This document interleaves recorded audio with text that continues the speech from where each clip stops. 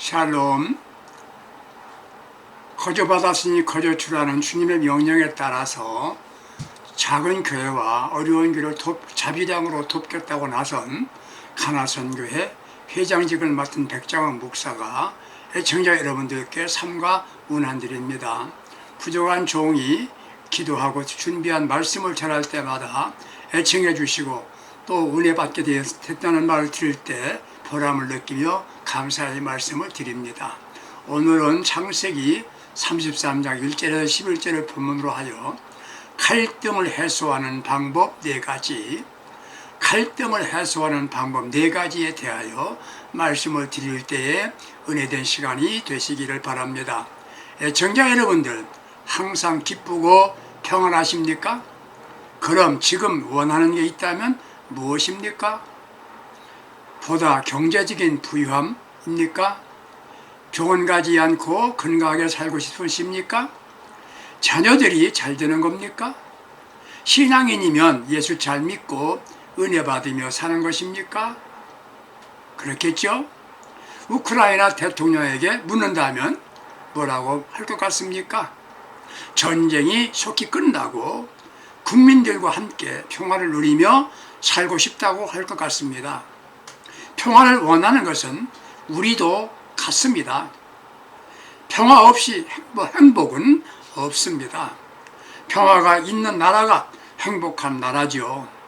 마음의 평안함이 있는 삶을 살아야 행복한 겁니다. 가정도 물론 같습니다. 그런데 왜 평안함이 없나요? 갈등 때문입니다. 갈등 때문입니다. 부모가 아들을 낳았습니다. 잘 기르고 공부 잘 시켜서 사회적으로 자랑할 만큼 좋은 자리에 취업했습니다. 부모들은 좋은 여자를 며느리로 들였습니다. 누가 보아도 행복한 가정 같습니다. 그런데 그 가정이 평안하지 않습니다. 왜? 시부모와 며느리 관계가 좋지 못했기 때문입니다. 이것을 고부간의 갈등이라고 말하죠. 고부간의 갈등이 왜 생기나요? 갈등의 갈자는 칡갈자입니다. 칡. 등은 등나무 등자입니다. 칡과 등나무가 함께 있는 것을 갈등이라고 말하죠. 다 같이 넝쿨이 있습니다. 이들이 줄기는 홀로 서지 못하죠. 다른 것을 의지하고 빙글빙글 돌면서 올라가며 성장합니다. 문제는 칡은 반드시 우측으로 돌면서 올라가는데 등나무는 반드시 좌측으로 돌면서 올라간답니다. 서로 만나게 되어 문제가 생기는 거죠. 갈등이란 의지를 지닌 두 성격이 대립현상이며 그 성질에 따라 애적 갈등과 내적 갈등으로 크게 나눕니다. 이게 분쟁이 되고 심하면 전쟁이 됩니다. 다시 말하면 불화, 상충, 충돌이 일어납니다. 이게 형제간의 갈등이 될 수도 있습니다. 이런 까닭이, 이런 갈등이 가깝게는 가정부터 시작되지요. 부부 갈등, 형제 갈등입니다. 크게는 이념 갈등, 지역 갈등, 세대 갈등, 빈부 갈등, 노사 갈등, 젠더 갈등, 계층 갈등 등입니다.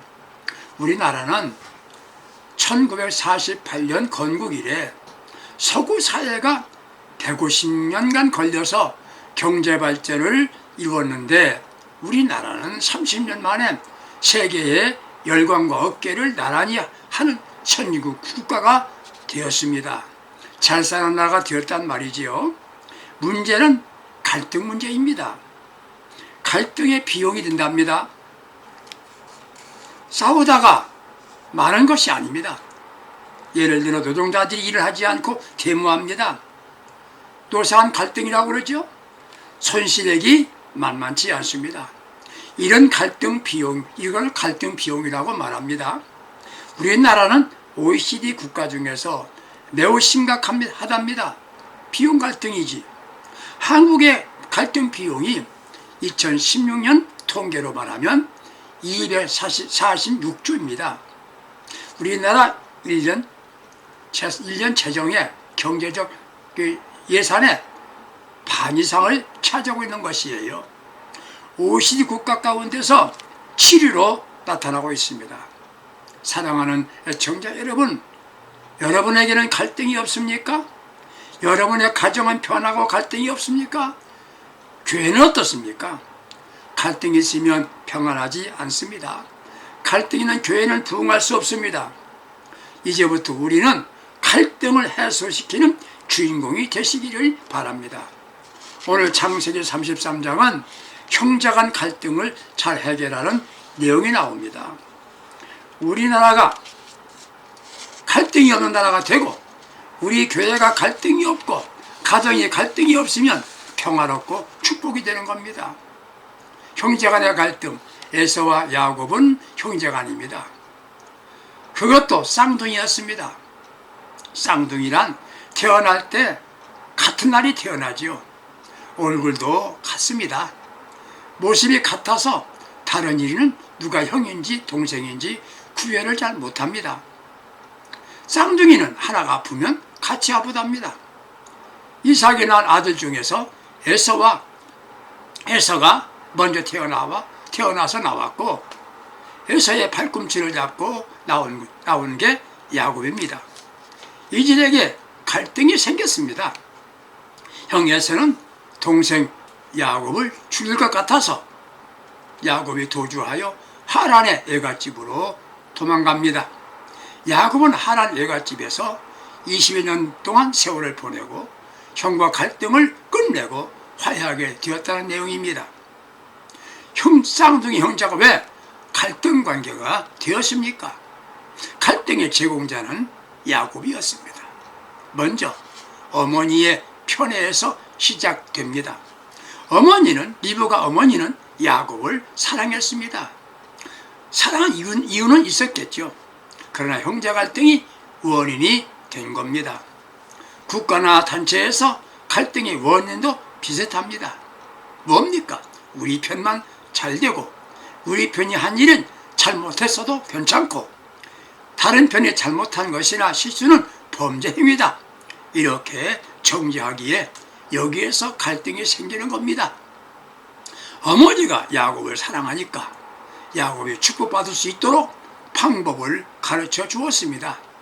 내가 더 사랑하는 아들이 남편을 통하여 하나님이 주시는 축복을 받아야 한다는 생각으로 아들을 불러서 남편을 감쪽까지 속이는 방법까지 제시하여 줍니다. 지도자들이 대중의 인기를 얻기 위해서 뭐라고 말합니까? 공정과 정의, 사람이 먼저다. 그럴듯하죠. 말대로 실행한다면 사회적 갈등이 왜 생깁니까? 신앙인만이라도 내 편이라고 가르면 안 되는 것 맞지 않습니까? 그리스도인은 편가르지 하지 않아야 됩니다. 그래야 갈등이 없어지는 겁니다. 두 번째는 욕심과 이기심 때문에 갈등이 생긴 겁니다. 어머니의 사랑을 받던 야곱에게는 욕심, 이기심이 자리 잡고 있었습니다. 그 마음이 욕심으로 가득 차 있었습니다. 자신이 팥죽을 만들 때 형이 사냥하고 돌아옵니다. 매우 시장했던 형이 동생에게 팥죽을 달라고 합니다. 성경에 보게 되면 에서는 매우 곤비했다고 기록되어 있습니다. 개역 성경에 보게 되면 피곤했다고 기록되어 있습니다. 창세기 25장 29절 보게 되면 그렇습니다. 곤비했다, 피곤하다는 말 원문에 보게 되면 아에프죠. 기운이 없어진 상태, 쓰러질 만큼 피곤한 상태를 의미하는 것입니다. 그때 야곱은 상대의 약점을 이용하여 조건을 제시합니다. 25장 31절 보게 되면 장자의 명분을 내게 팔아라. 형 내가 장자가 되면 팥죽 줄게. 그럽니다. 동생이 형이 되겠다는 그런 마음을 갖고 있었던 게 야곱입니다. 이렇게 자신의 목적 달성을 위해서는 순리를 버리고 되는 자신이 잘 되는 법을 찾았던 것입니다. 술일을 버리고 자기가 잘 되는 방법을 찾다 보니까 갈등의 원인이 된 것이지요. 바로 말하면 이기심, 지나친 욕심을 가질 때 갈등이 생긴 겁니다. 우리가 잘 알고 있는 다윗과 사울왕의 갈등도 그러했습니다. 사울왕의 욕심이 시기심으로 바뀌고 사랑의 대상자가 미움과 적으로 삼고 죽이려고 온갖 방법을 동원하다가 사울은 비참한 처우를 맞게 된 것입니다. 마음을 비우면 갈등은 없어집니다. 자기가 하고 싶은 대로 하겠다는 것도 이기심입니다. 욕심이나 이기심으로 자신의 목적을 달성하지만 결과는 갈등입니다. 세 번째 갈등의 원인, 거짓말입니다. 위장이었죠. 위장. 야곱이 에서가 되는 거죠. 야곱이 에서가 되도록 위장하며 거짓말했습니다. 야곱은 형이 축복을 받아야 한다는 것 정도는 알고 있었을 겁니다. 그러면서 거짓말합니다. 사람들이 왜 거짓말합니까? 자신의 유익을 위하여 그렇게 거짓말하는 겁니다. 자기 자신이 순간순간 자기 자신 유익을 생각하다 보니까 수단과 방법을 쓰게 되는 거지요. 어머니가 네가 축복받아야 된다라고 말했다 하더라도 양심이 있고 진실하다고 한다면 어머니 아니에요. 형이 축복을 받아야 합니다. 그랬다면 형제는 갈등하지 않았겠지요. 창세기 27장 11절 보게 되니까 거짓말이 들통날까 봐서 걱정하였습니다. 자신의 목적을 달성하기 위한 방법을 진실에서는 통할 수가 없으니까 거짓말한 겁니다. 아버지는 속아줬습니다. 야곱은 형의 복수가 두려워서 부모의 도움을 받아서 하란으로 도피합니다. 그는 아내를 얻기 위하여 7년간 노동을 합니다. 그가 사랑하는 라헬을 위해서 수고했는데 외삼촌에게 속습니다. 약속은 라헬이었는데 실제는 레아였습니다. 기막힌 일이 되었습니다. 이렇게 속고 난 야곱은 그 애에도 자신의 말대로 창세기 31장 11절 보게 되면 10번이나 속았다고 말합니다. 심는 대로 거둔다는 말이 맞습니다. 에서와 야곱 형제의 갈등 기간이 20년이 흘렀습니다. 드디어 갈등이 해소되는 시간을 맞게 됩니다. 사랑하는 애청자 여러분, 예수 믿으시지요? 그래서 예수 안에서 우리는 이제 갈등은 없어야 합니다.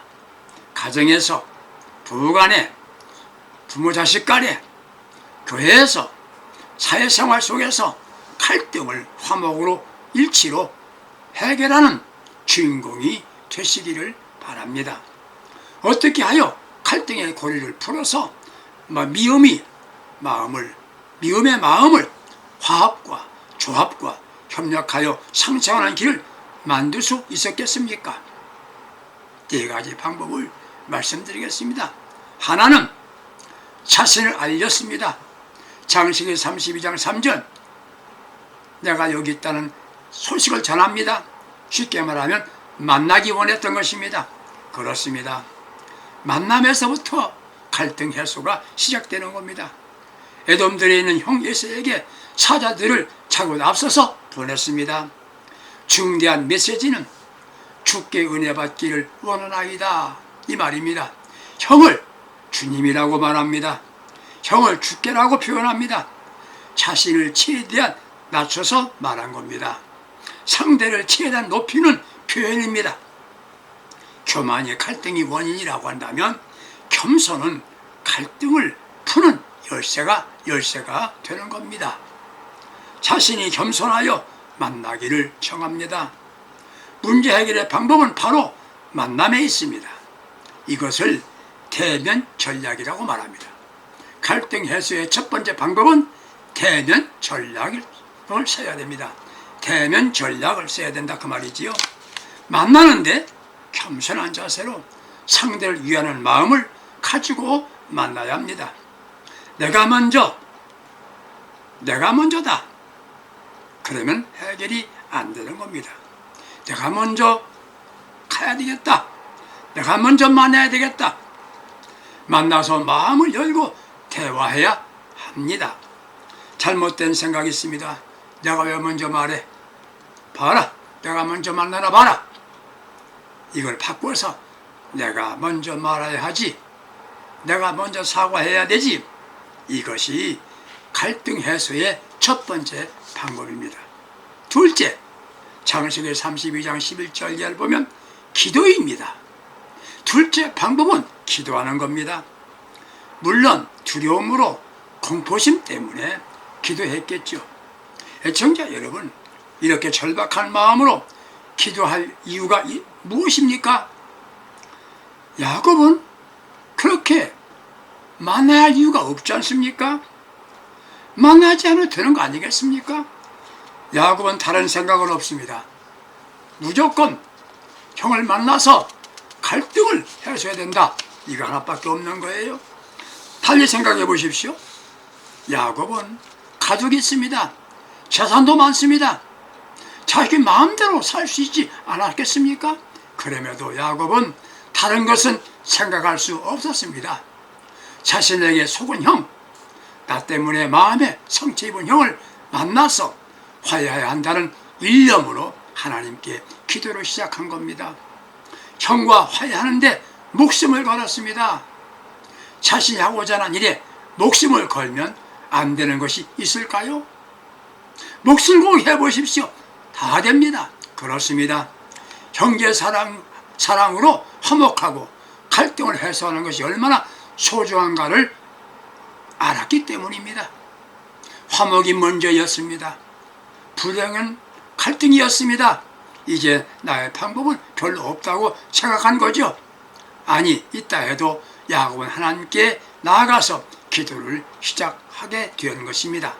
사랑하는 애청자 여러분, 여러분에게 무엇이 시급합니까? 가정에 무엇이 시급합니까? 가정경제 풍성해야 되는 것 당연히 우선일 것이지요. 그러나 이것을 알아야 됩니다. 우리 가정에 화목이 있어야 된다. 갈등을 해소시켜야 된다. 야곱은 아내와 자식들, 재산들 모았습니다. 지금까지 그는 잘 살았습니다. 형 없이 잘 살았지 않습니까? 그것이 아니었습니다. 이제는 형과의 갈등을 해소해야 한다는 생각을 한 겁니다. 이렇게 중대한 문제를 자신의 머리로만 해결될 것이 아니라 하나님의 도움이 필요하다고 믿고 기도하기 시작한 겁니다. 그는 경외하고 기도했습니다. 요즘 말로 철야기도 한 겁니다. 창세기 32장 13절 보게 되면 기도하면 갈등을 해소할 수가 있었습니다. 사랑하는 애청자 여러분들, 문제가 생겼습니까? 갈등이 생겼습니까? 우리는 나아가서 갈등을 위해서 하나님께 먼저 간절한 마음으로 계속 기도하는 방법을 사용하시기 바랍니다. 기도가 갈등 해소의 방법이었습니다. 세 번째 방법은 상대에게 항복하는 겁니다. 형을 만나고 형을 볼 때 하나님의 얼굴을 배우는 것 같습니다. 창세기 33장 10절에 그렇게 말합니다. 이런 말 들어보셨죠? 곰보다 여우라고, 아부자라고 상대방의 비를 맞추는 사람이 좋다는 말이겠죠. 야곱이 여우 노릇하는 것인가요? 그렇다면 무엇 때문인가요? 형에게 잘못한 것을 사죄하면서 완전히 자신이 항복하는 겁니다. 전부터 갈등을 가져오는 이유가 뭐였습니까? 지지 않으려고 할 때, 이기려고 할 때 갈등이 생기는 겁니다. 내 생각은 옳고 당신은 틀렸다, 나는 의롭다, 이렇게 자신은 철저하게 내 속에 가둬놓고 상대의 마음을 전혀 헤아리지 못할 만큼 마음이 좁았기 때문에 갈등이 생긴 것 아니겠습니까? 갈등을 가져오지 않으려고 한다면 처음부터 상대에게 져줘야 합니다. 부부간에도 왜 갈등이 생깁니까? 이기려고 하다가 갈등이 생기는 겁니다. 부부싸움이 이겼다고 노벨상 받는 거 아닙니다. 상대를 이겨보겠다는 생각이 있으면 갈등은 해소되지 않습니다. 자신이 잘못했음을 양심으로 인정하면서도 실제는 내가 잘못했어 이 말을 못해서 갈등이 해소되지 않는 겁니다. 애청자 여러분, 예수 믿으시죠? 나는 예수의 제자라고 인정하십니까? 더 겸손해 보세요. 더 내려놓으세요. 상대를 존중히 여기는 마음의 여유를 가져보세요. 문제가 생겼습니까? 상대를 높이세요. 져주세요.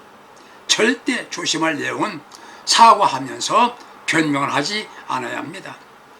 변명하며 사과하는 건 사과가 아닌 것이에요. 항상 손해보는 사람은 승리자가 되는 겁니다. 져주고 항복하는 마음 가질 때 갈등 해소의 주인공이 되는 겁니다. 네 번째 방법입니다. 가까이 가야 됩니다. 창세기 33장 3절 보게 되면 야곱은 형을 만나서 허리를 7번이나 굽혔습니다. 7번이나 굽혔습니다. 비굴함이나 위선이 아닙니다. 지난날에 너무나 잘못했습니다. 용서를 구합니다. 이런 의미로 한 겁니다. 가까이 가야 합니다. 겸손해야 합니다. 이게 예수의 영성이 무엇입니까? 내려놓음입니다. 나에게 두려운 사람이라도 가까이 가는 겁니다. 제가 가까이 하면 상대도 가까워집니다. 가까이 옵니다. 에서는 다혈질의 소유자이지만 자신을 철저하게 내려놓고 무릎을 꿇고 사죄하는 동생을 볼 때 사리까지 품었던 자기 마음속이 봄는 농지 녹아내립니다. 자신의 마음의 원통함이 순간 사라지고 가슴에 뜨거운 사랑의 마음으로 불이 붙습니다. 동생의 목을 어긋맞추고 그와 입을 맞추면서 뜨거운 화해 눈물을 흘리면서 화해의 모습을 보입니다. 본래 형제의 자리로 돌아왔습니다. 본래 자리로 돌아왔습니다. 이들은 갈등이 이제 없어졌습니다. 여러분, 사람은 홀로 사는 게 아닙니다. 더불어 살아야 하게 되어 있습니다. 갈등을 해결하는 지혜 있는 삶이 되어야 합니다. 대신 처음부터 갈등을 일으키지 않는 지혜를 가져야 합니다. 마음을 비울 수 있어야 합니다. 예수님의 생각으로 내 마음을 채우면 교만과 욕심이 들어오지 못합니다. 죽고 사는 문제가 아니라면 질 줄 알아야 합니다. 웬만하면 양보할 줄도 알아야 합니다. 중요한 건 문제가 생기기 전에 주님과 함께 의논하는 기도를 하는 사람이 갈등이 없는 평화의 사람 되게 되는 것입니다. 갈등이 있다고 한다면 신속하게 해결하는 영적인 지혜로 평화와 행복의 삶을 살아갈 수 있는 복된 그리스도인들이 될 수 있기를 주님의 이름으로 축복합니다. 기도합시다. 하나님 아버지, 우리 마음에 주님이 계시옵소서. 평화를 만드는 믿음의 사람이 되어 가정, 교회, 사회생활에서 갈등이 없는 삶을 살게 하옵소서. 갈등을 지혜로 개선하는 영적인 삶을 살게 하여 주시옵소서. 이와 같이 비올 때 평화의 주님 주 예수 그리스도의 이름으로 간절히 기도합니다. 아멘. 감사합니다. 화목하며 행복하게 복되게 삽시다. 승리합시다. 할렐루야.